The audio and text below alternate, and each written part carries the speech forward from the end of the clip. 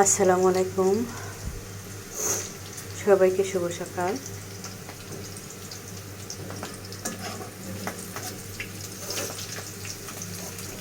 চান্দা বাটা বানাবো আজকে একটু ঝাল ঝাল করে, যেহেতু সবারই ঠান্ডা লেগেছে, জ্বর মুখেতে তেমন নেই,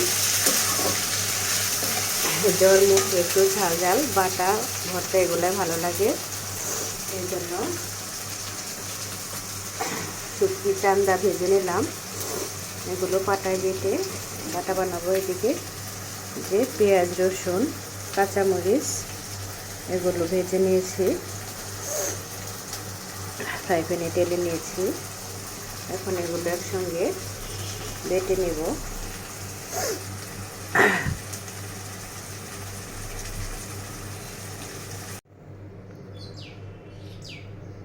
এই যে পাটায় বেটে নিলাম, চান্দা হয়ে গেল। চান্দা বাটা ঝাল ঝাল, খেতে ভীষণ স্বাদ।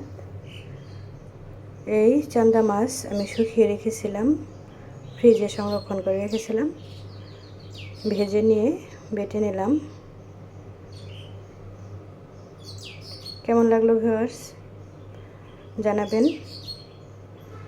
Thanks for watching. আল্লাহ হাফেজ।